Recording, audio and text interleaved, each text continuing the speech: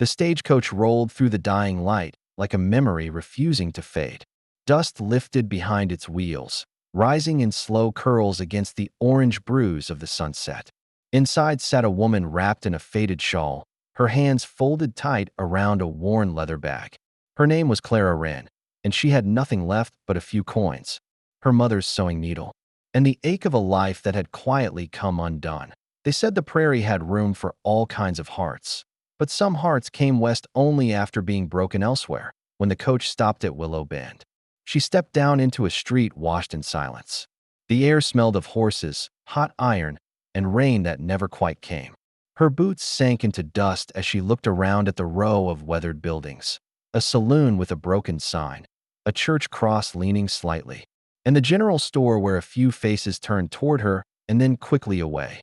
"New widow from Kansas," someone whispered. "The one who couldn't bear." Clara kept walking. Her cheeks burned, but her back stayed straight. It had been a long time since she expected kindness. All she needed was work, a roof, a quiet corner, and a place to let the years pass without being stared at. The sheriff's office. She found Sheriff Amos Crow, a kind-eyed man with a stomach like a barrel and a voice that carried. He listened while she asked about sewing or cleaning work.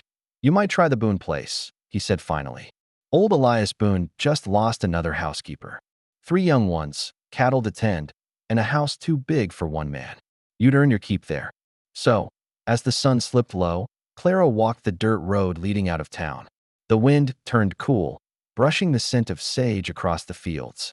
In the distance, the Boone Ranch stood against the last red light, a house of weathered wood, smoke curling soft from the chimney, fences sagging like tired bones. When she reached the gate, a man stepped out onto the porch.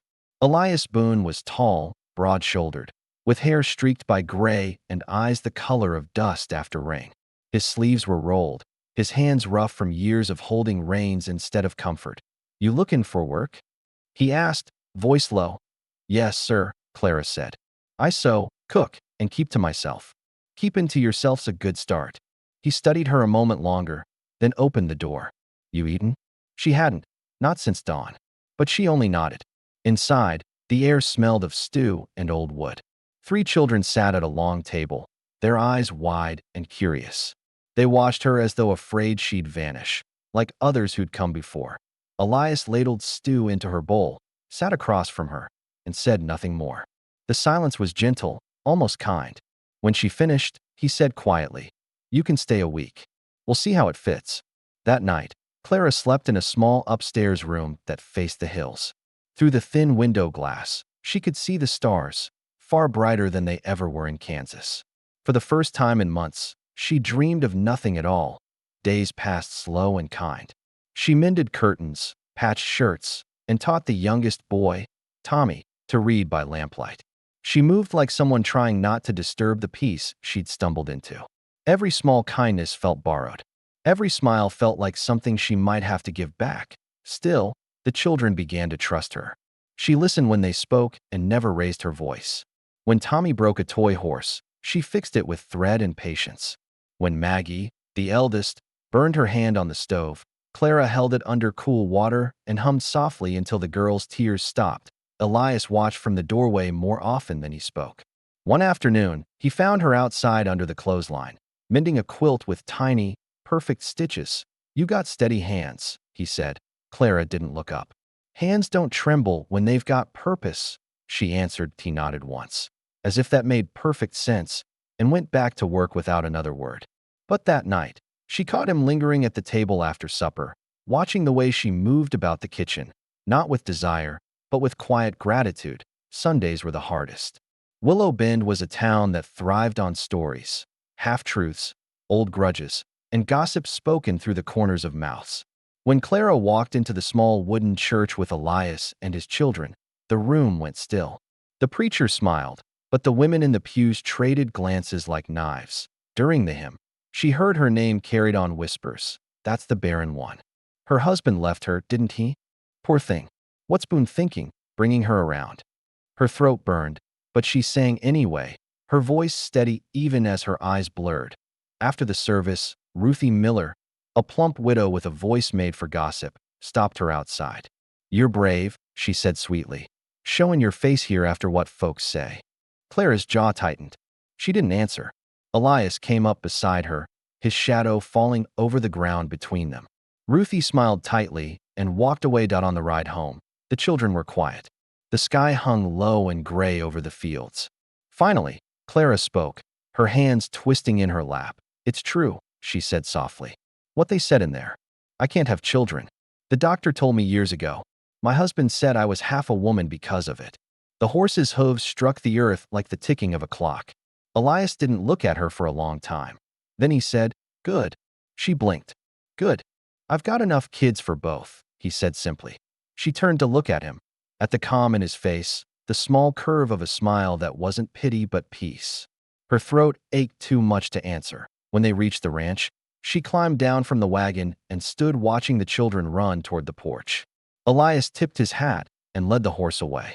The world had shifted, just slightly, but enough to let the light in. That night, she sat by the window, listening to the soft creak of the house and the distant cry of coyotes. Somewhere below, Elias's boots moved quietly across the floor, checking doors. Comforting a child back to sleep, Clara touched the window glass. Feeling the chill through her fingers, some wounds, she thought, don't need fixing. They just need somewhere kind to rest. And as the wind brushed over the hills, carrying the scent of rain and wood smoke, she realized she might have finally found that place.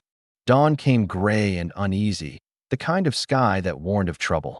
The wind carried a restlessness that made the cattle stir and the hens stop clucking. Clara felt it in her bones before the first thunder rolled. By afternoon, the storm broke. The wind roared through the trees, slamming shutters, tossing hay into the air. Rain came down in sheets so thick she could barely see the barn from the kitchen window. The Boone children huddled close to the fire, their faces pale. Then the door burst open. Maggie gasped. "Tommy's gone." He went after the calf that ran off. Elias's jaw tightened. "Stay inside," he ordered. He grabbed his hat, his rope, his rifle, and stepped out into the storm without another word. But Clara didn't stay. The thought of that little boy alone in the rain cut through her like lightning. She snatched a lantern and ran after him, the wind ripping at her skirts.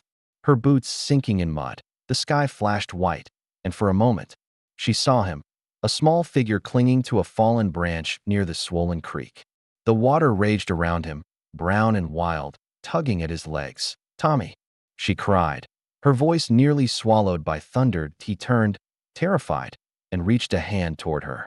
Without thinking, she waded in, water rising to her waist. The current was cruel, snatching at her dress, dragging her sideways. Still, she pushed forward, each step a fight. Elias appeared out of the rain, shouting her name. Together, they grabbed hold of the boy and pulled him free, falling backward into the mud as the branch broke loose and vanished downstream. The three of them lay there gasping, soaked, shaking, alive. Rain drummed on their faces, washing the fear away in cold streaks. When they stumbled back to the house, the children threw their arms around Tommy and Clara both, sobbing relief into her soaked shawl. Maggie looked up at her, eyes wide. "You're like Ma," she whispered. "Only stronger." Clara's lips trembled, and she pressed a kiss to the girl's hair, whispering, "No, child. Just luckier, maybe." That night, after the storm had passed, the house glowed with lantern light. Elias stood by the window, watching the rain ease into drizzle. The silence between them was full of everything they didn't yet know how to say. "You shouldn't have followed me," he said at last. Clara looked up from where she sat by the hearth, drying Tommy's blanket. "And you shouldn't have gone alone," she answered. He turned toward her then, and for the first time, his expression wasn't guarded or tired. It was soft, the look of a man who'd been living half a life without knowing it. "You saved him," he said. "We both did," she replied. He hesitated, then stepped closer. "Maybe so, but I reckon he wouldn't have heard me in that storm." Clara looked into the fire. Sometimes it takes a woman's voice to cut through the noise. Elias smiled faintly and nodded. Like that made all the sense in the world. The next morning, when the clouds finally broke, the town came riding up to check on them. Sheriff Crow dismounted first, followed by a handful of neighbors, and Ruthie Miller, dressed in her Sunday best, even on a Monday, because gossip always deserved an audience. "Heard you near lost the boy," Ruthie said. eyes darting between Clara's face and Elias's hand resting near hers. "Seems trouble follows you, Mrs. Wren." Elias turned, his voice calm but unyielding. "That woman saved my son's life, Ruthie. While the rest of you were dry inside, she was out in the river." The sheriff nodded slowly, tipping his hat toward Clara. "Brave thing, ma'am." But Ruthie wasn't done. "Still, some folks might say she's brought strange luck to your home." Elias took a step closer, his boots squelching in the mud. "You talk too much for someone who's never risked anything but her reputation." The silence that followed was heavy as stone. Ruthie's smile faltered. The crowd shifted uncomfortably, then turned their horses back toward town. When they were gone, Clara exhaled shakily. "You didn't have to defend me." Elias shook his head. "No one should have to stand alone in front of that kind of meanness." Later that afternoon, when the sun finally returned, the world looked washed clean. Fences glittering with water, earth dark and new. The children ran barefoot through puddles, laughing. Elias was fixing the gate when Clara brought him coffee. She handed it to him quietly, her eyes soft, her hair still damp from rain. "Kid's been a skin if you're staying for good," he said, hammering a nail into place. "And what did you tell them?" she asked. "Told them it ain't up to me." She blushed, looking down at the cup in her hands. He set the hammer aside and leaned against the post. "I ain't much of a man for big words," Elias said. "But I know peace when I see it. You brought that here." He glanced toward the house where the children's laughter echoed through the open window. "We don't need another mother. We just need you." Clara's throat tightened, and before she could answer, he tipped his hat and went back to the fence, leaving her standing there with her heart open and trembling. A few weeks later, a letter came addressed in a hand she recognized, her ex-husband's sister. Clara read it by the window. Her former husband had died, it said, out in some mining town, broke and bitter. She stared at the words for a long moment, then fed the letter into the stove. The paper curled, blackened, and turned to ash. When Elias found her standing there, the firelight flickering across her face, she said quietly, "Everything ends." He laid a hand over hers. "Not everything," he said. "Some things just begin slower." Evening fell soft over the prairie. The house glowed from within, laughter rising like music through the walls. Maggie helped her father stack firewood. Tommy and the youngest chased each other around the porch. Clara stood in the doorway, apron fluttering in the breeze, her eyes glistening with the quiet peace of someone who'd finally stopped running. The narrator's voice would soften here, like the wind easing after a long storm. "They say some women bloom late, after the world has called them barren, unfit, unworthy. But the prairie don't care for names or shame. It only asks, can you love what's still alive in you? And if you can, it will give you everything back." The camera would linger on the Boone Ranch, lanterns glowing, smoke rising gentle into the rose-colored dusk. Children's laughter drifted through the air. Elias leaned against the porch rail, watching Clara as if he'd found the missing piece of something he'd been building all his life. And beneath that vast, forgiving sky, she smiled. Not the smile of a woman trying to prove herself, but of one who'd finally been seen for what she was, whole.